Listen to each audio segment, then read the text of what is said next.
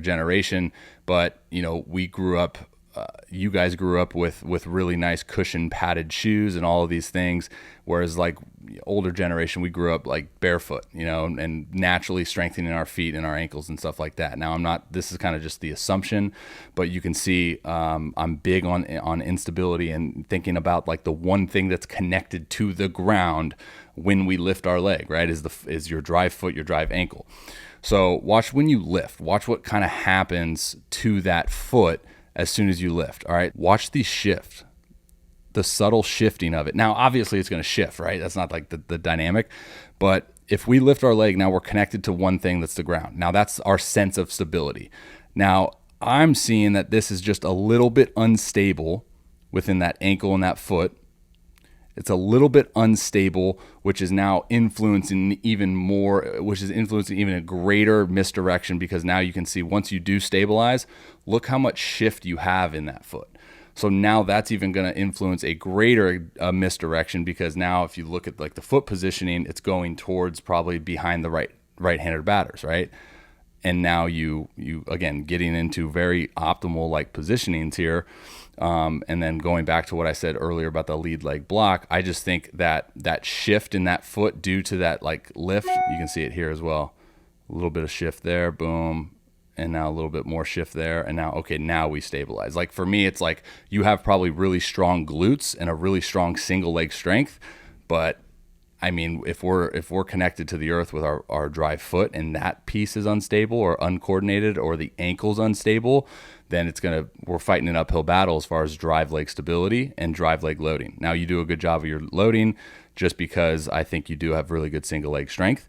But I think it's influencing even greater misdirection here, which is now not getting you into the best positioning with your pelvis with that lead leg. So now as you go into rotation, your lead leg is going to take on force from the side, and we want to take on force almost like north to west, right? And that's why we don't see like that knee extension as soon as you kind of come down, because I think your just pelvis is kind of late, your hips maybe be a little late. All right, and you start to go forward. Now, the reason why I actually focused on that piece within your delivery the most is because this is why I love looking at like guys' pull downs and long toss videos, right? This gives us a pretty good indication of like your most athletic superior throw. And this is where I get into the conversation of like authentic loading, authentic stability versus unauthentic stability and loading. Now, when you slam that foot into the ground, when you give that sense of like external stability, so to speak, right? So externally means when you're slamming the drive foot into the ground, there's more of a, this, like I said, external sense of like, boom, okay, now we're anchored in, right? Whereas when on a mound, we're just kind of presetting, all right, now we got to lift and go into our load, right? So watch what happens when you do your pull down or you do your long toss. Boom, sticks, stabilizes, no sense of like compensation, right? Unreal as far as your load here. That's amazing. Stability in the foot is going to provide the stability of the entire drive leg, and it's going to hold that posture, and it's going to hold force drastically better. I know all of this because I'm definitely one that struggles with this too. It's why I can throw 105 pull downs and throw 95 on the mat. Like there's just like disconnect, right? So, and then notice how the direction of this also cleans up due to the stability of the foot and the ankle influencing stability of the drive leg. So now when you come into front foot strike, much better posture of the pelvis, and now you actually stick that drive leg, boom. He's not going to go forward until he feels that like that foot is into the earth and it's stable into the earth, right? So now as he gets into that little kind of presetting here, again, this is slow motion.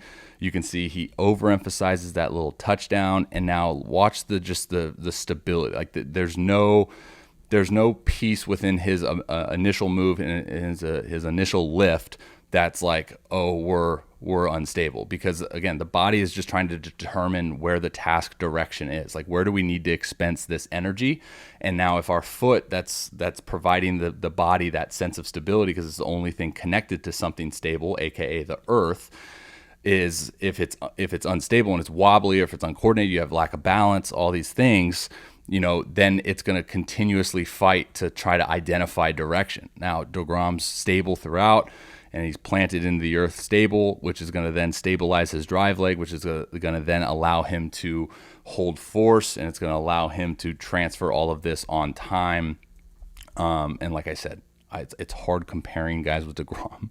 He does a lot of things really well. So all in all, hopefully that piece made sense. I'm going to give you ankle foot stability, drive leg authentic stability progressions, and lead leg block progressions. All right, dudes, Robby Rowe here. Thank you for watching that video. If you're interested in booking your own mechanical analysis, you can click that link right there. Also tell you a little bit about the service and what it entails. Hit that link right there. Subscribe, please. You can also check out that video right there, which is related to the video that you just watched if you want to get some more context on that. All right, guys. Much love. God bless. Till next time. See ya. Strike three! You're out!